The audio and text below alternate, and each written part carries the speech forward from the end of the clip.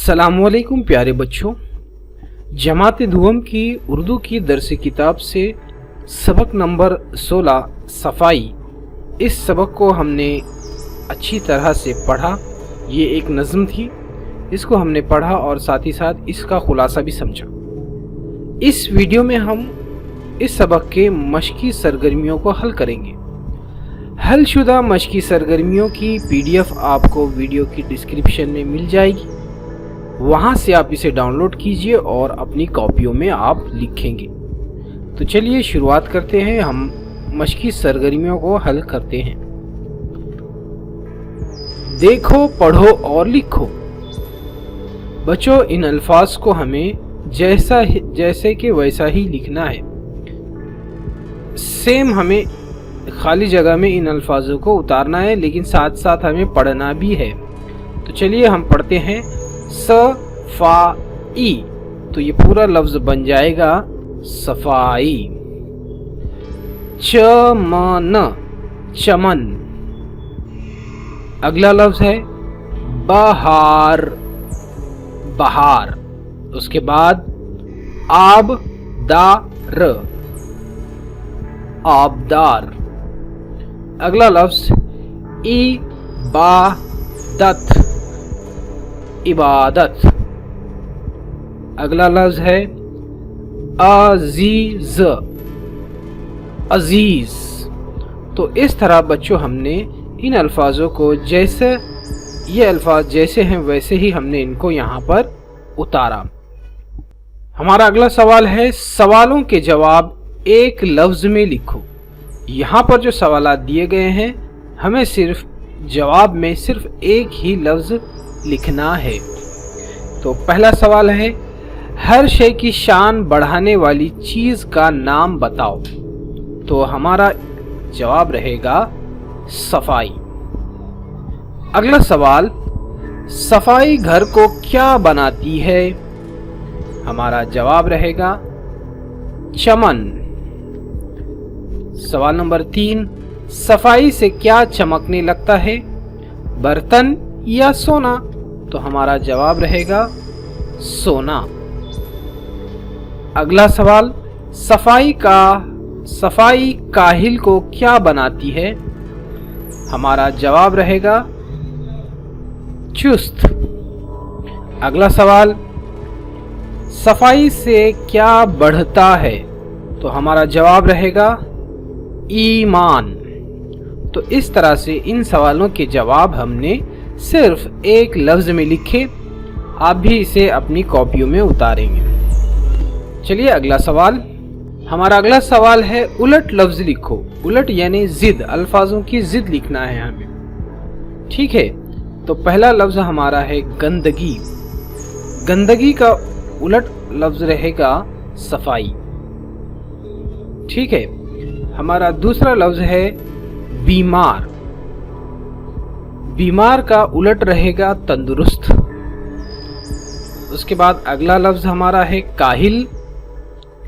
काहिल की जिद रहेगी, यानी उसका उलट लफ्ज रहेगा चुस्त। और आखिरी लफ्ज है ईमान, उसका उलट लफ्ज रहेगा बेईमान। चलिए अगला सवाल देखते हैं। नज़्म में जिन चीज़ों की सफाई के बारे में बताया गया है उनके नाम लिखो। बच्चों, सफाई इस नज़्म में हमें बहुत सारी चीज़ों की सफाई के बारे में बताया गया है, तो उन अल्फाज को हमें लिखना है। तो हमारा पहला लफ्ज रहेगा बदन की सफाई के बारे में बताया गया है। दूसरा कपड़ों की सफाई के बारे में बताया गया है।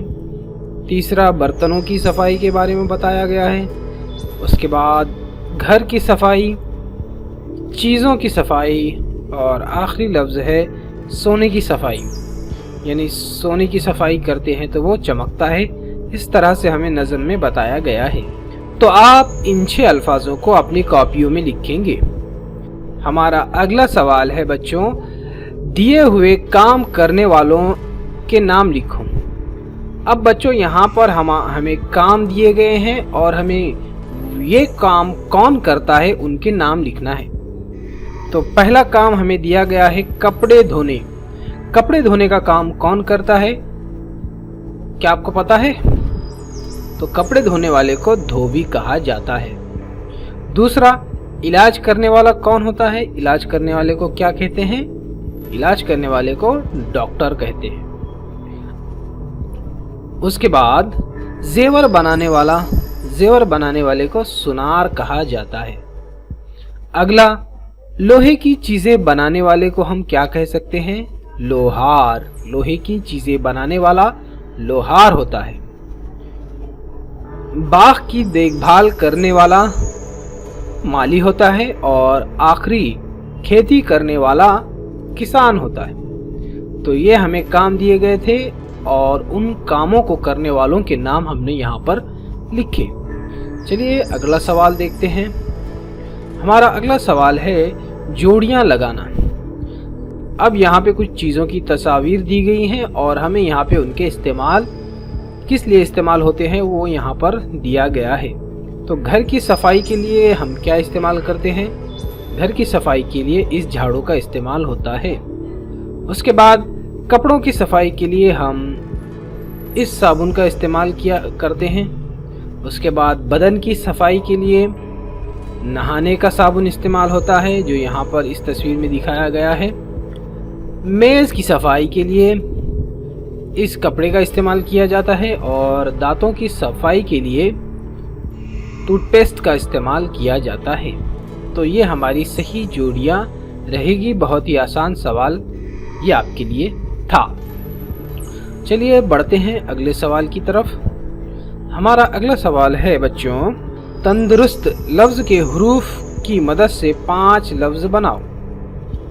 जैसे देखिए बच्चों, तंदुरुस्त में तो न, द, र और स ये हरफ आते हैं। इन हरफों का इस्तेमाल करके हमें नए हर्फ बनाना है। तो पहला हम बनाएंगे, पहला यहाँ पर दिया गया है दर दर। दूसरा तन। तीसरा हम बनाएंगे दिन। चौथा बनेगा रस। पांचवा बनेगा दर्स और छठा बनेगा 10। और भी बहुत सारे आप बना सकते हैं। आप जितने ज़्यादा बना सकते हैं आप बनाएंगे और अपनी कॉपियों में इसको लिखेंगे। चलिए बढ़ते हैं अगले सवाल की तरफ। हमारा अगला सवाल है बच्चों, कौन सा कचरा किस डिब्बे में डालेंगे वो हमें लिखना है। यहाँ पर 2 डिब्बे दिए गए हैं, हमें इन डिब्बों में उस कचरे को डालना है। एक डिब्बा दिया गया है गीला कचरा और दूसरा डिब्बा यहाँ पर जो रखा गया है वो सूखे कचरे के लिए है और यहाँ पर वो कचरे का नाम है। तो हमें बताना है कि कौन से कचरे को किस डिब्बे में हम डालेंगे। तो पहला कचरा, कागज़ के टुकड़ों को हम कौन से डिब्बे में डालेंगे? इस वाले डिब्बे में डालेंगे। क्यों? क्योंकि सूखा कचरा है। उसके बाद फलों के छिलके हम गीले कचरे में डालेंगे। घर का टूटा फूटा सामान हम ये सूखे कचरे में डालेंगे। उसके बाद ख़राब हुआ खाना ये भी हम गीले कचरे में डालेंगे और सब्जियों के डंठल ये भी हम गीले कचरे में डालेंगे। तो इस तरह हम बच्चों कचरे को सूखा कचरा और गीला कचरा में हम दोनों को अलग अलग करते हैं। चलिए अगला सवाल देखते हैं। हमारा अगला सवाल है बच्चों, अच्छी आदत के सामने टिक का निशान और बुरी आदत के सामने क्रॉस का निशान लगाना है। अब हमें पहली आदत दी गई है नाखून निकालना। नाखून निकालना ये अच्छी आदत है या बुरी आदत, हमें यहाँ पर बताना है। आप बताइए, नाखून निकालना अच्छी आदत है या बुरी आदत है? हाँ, नाखून कटर से अगर हम नाखून निकालते हैं तो ये अच्छी आदत है, इसलिए हम इसे टिक लगाएंगे। देखिए बच्चों, नाखूनों को दांतों से नहीं निकालना चाहिए। नाखून को दांत से निकालना ये बुरी आदत है, लेकिन नाखून कटर से निकालेंगे तो ये अच्छी आदत है।